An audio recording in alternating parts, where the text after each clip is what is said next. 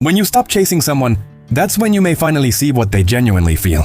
Because sometimes, the most revealing moment in a relationship isn't when you're desperately holding on. It's when you finally stop. I have a feeling that if you've been struggling with someone who keeps pulling away, this message may completely change the way you look at the situation. You might think that if you decisively walk away, the other person will simply relax, move on, and enjoy life without you. But human emotions aren't always that simple. Deep down, they may still have feelings they haven't fully processed. They may act confident. They may speak firmly. They may even make it seem like they don't care. But when your constant attention suddenly disappears, they may finally have to confront something they could ignore while you were still chasing them. What do I actually feel about this person? And that's why your biggest challenge right now isn't figuring out what they're thinking. It's learning how to stay calm when you don't know, even if they were the one who pulled away first. Continuing to chase them can create a strange dynamic. Your constant attention tells them that you're still there.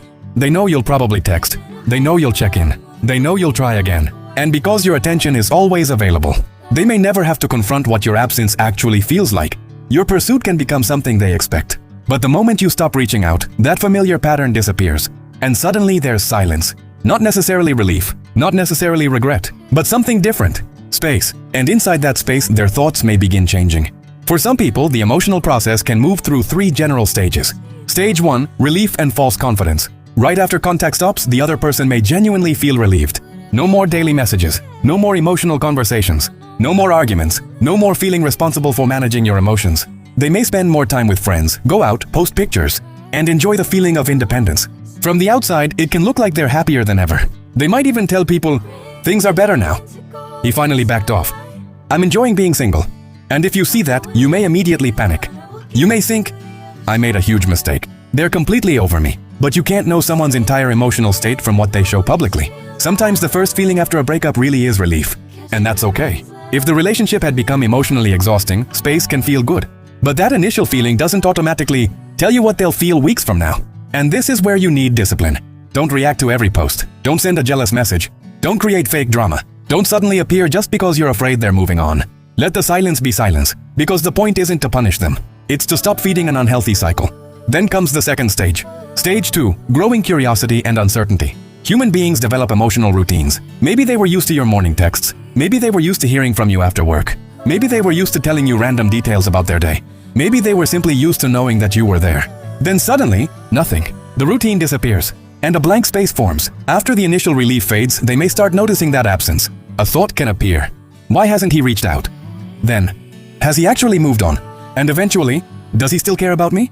That doesn't necessarily mean they want you back. It may simply mean their brain is adjusting to a completely different reality. They might check your social media. They might notice whether you're online. They might ask mutual friends about you. They might post something and wonder whether you'll react.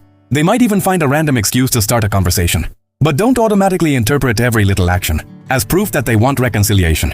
That's where people get themselves into trouble. They see one story view and think, "She misses me." They see one like and think, "She wants me back." They receive one short message and immediately start planning the wedding. Slow down. One action is not a complete emotional confession. Instead, pay attention to patterns. And most importantly, stay grounded. If you genuinely want to rebuild your life, don't make every decision based on whether they noticed you. Because the strongest change isn't pretending you don't care. It's actually becoming emotionally independent. And that leads to the third stage. Stage 3, reflection and emotional reassessment. After enough time passes, the emotional intensity surrounding the breakup can begin to settle. And once the anger, frustration, and exhaustion become quieter, memories may start returning.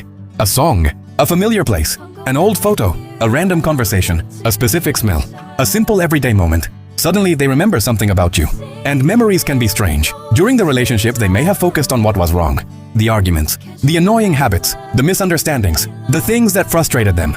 But with distance, they may also remember the other side. Your patience, your support, your kindness, the little things you did, the moments when they felt safe with you. And they may begin asking themselves, did I only focus on the problems? Was ending it really the right decision? Could we have handled things differently? Did I take this person for granted? That's when reflection begins. But here's something extremely important. You cannot force someone into this stage. You can't manipulate them into missing you. You can't manufacture regret. And you definitely shouldn't disappear, simply as a tactic to make someone chase you.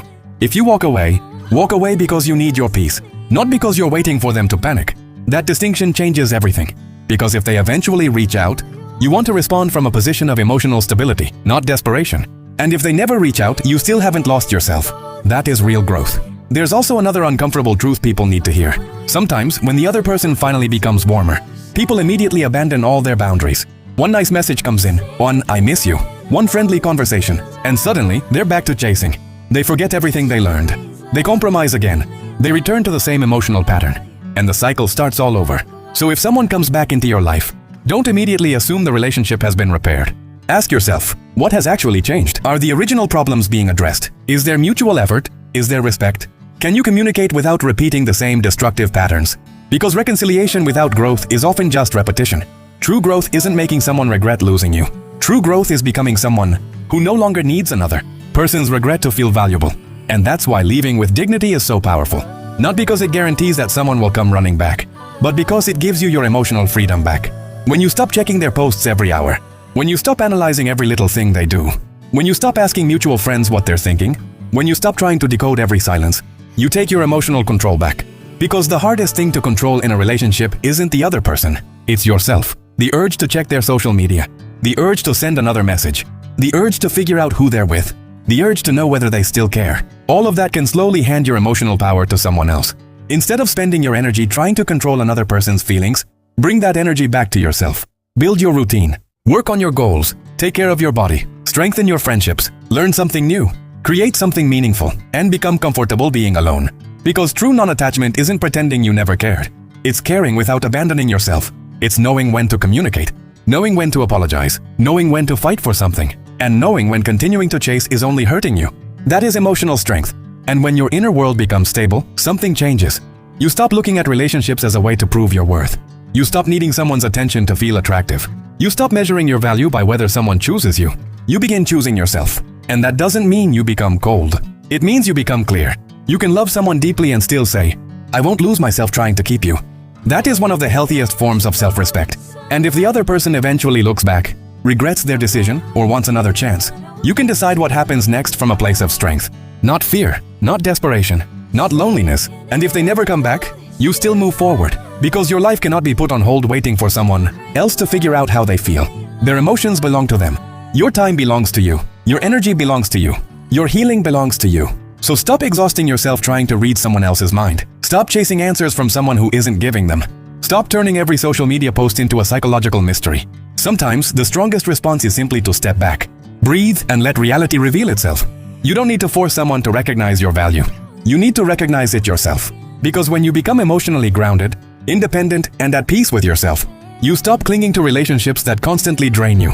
And that is bigger than getting someone back. That is personal transformation. So if you're currently struggling with someone who pulled away, ask yourself one final question.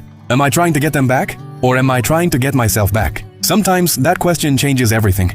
If you're dealing with a confusing relationship situation, share your experience in the comments. And if this video helped you see your situation differently, hit like and subscribe for more psychology and relationship insights. See you next time.